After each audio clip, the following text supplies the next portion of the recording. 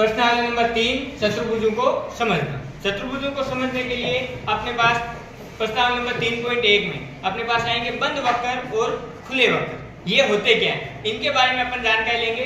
तो सबसे पहले मैं हेडिंग बनाता हूँ बंद वक्र।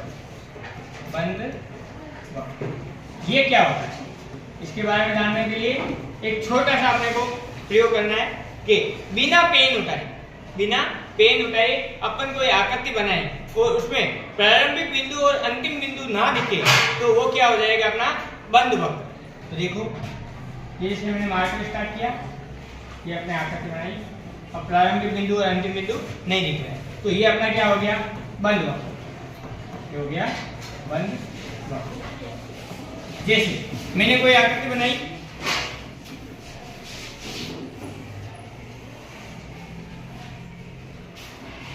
बिना पेन उठाए जो आकृति बनी है, ये क्या हो गया, अपना बंद वक्र।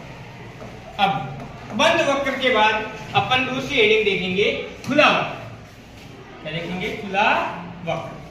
खुला वक्र के बारे में अपन जानेंगे तो सेम टू सेम वही बात, अपन बिना मार्कर उठाए कोई आकृति बनाए और उसमें प्रारंभिक बिंदु और अंतिम बिंदु दिखाई देवे तो अपन उसको क्या बोल देंगे, खुला वक्र। जैसे ये देखिए, ये मैंने आकृति बनाई तो ये प्रारंभिक बिंदु, ये अपना अंतिम बिंदु, दोनों दिखाई दे रहे हैं तो इसको अपन क्या बोलेंगे, खुला वक्र। अब एक संरचना और ये लो, ये भी क्या है, खुला वक्र, क्योंकि इसका प्रारंभिक बिंदु और अंतिम बिंदु दिखाई दे रहा है।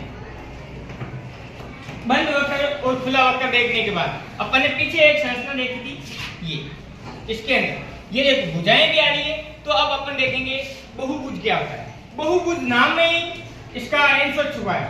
बहुभुज मतलब बहुत सारी भुजाओं का समूह, 3 से 4 भुजाएं मिलके एक जो संरचना बनाती है तो उसे क्या बोलते हैं, बहुभुज। अब बहुभुज के अंदर अपने कोष के अंदर है अवतल बहुभुज और अवतल और उत्तल बहुभुज। तो सबसे पहले अपन देखते हैं अवतल बहुभुज।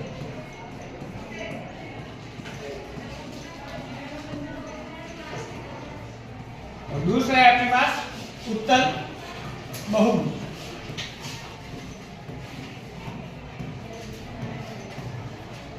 अवतल बहुभुज वे होगा जिसके अंदर एक कोण 180 डिग्री से ज्यादा हो।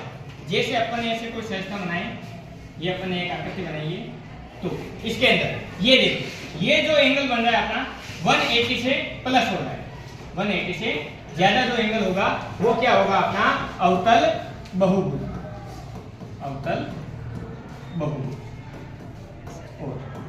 अवतल के बाद अब अपन देखते हैं उत्तल बहुभुज। उत्तल बहुभुज के अंदर सारी भुजाएं, चाहे 4 भुजाएं हो, चाहे 5 भुजाएं हो, चाहे 8 भुजाएं हो, चाहे 10 भुजाएं हो, जितने भी कोण बनेंगे वो 180 डिग्री से कम होगा। ये देखो, ये भी 180 डिग्री से कम, ये भी 180 से कम, ये भी 180 से कम, ये भी 180 से कम। तो ये अपना क्या हो गया, उत्तल बहुभुज। उत्तल बहुभुज। इतनी सारी बातें जानने के बाद अब अंतिम एक बिंदु बचता है अपना समबाहुभुज। समबाहुभुज किसे कहते हैं, तो समबाहुभुज नाम में इसका आंसर छुपा है। सम मतलब होता है अपने समान, और बहुभुज मतलब क्या हो गया, समान भुजाओं वाली आकृति। ऐसी आकृति जिसमें सारी भुजाएं समान हो उसे क्या बोलते हैं, समबाहुभुज। तो जैसे अपन बोल सकते हैं समबाहु त्रिभुज, तो उसकी तीनों भुजाएं समान होती है तो वो क्या हो गया, समबाहुभुज का एक एग्जांपल। जैसे अपन बोलते हैं वृत्त की 4 भुजाएं समान होती है तो वो क्या हो गया, समबाहुभुज।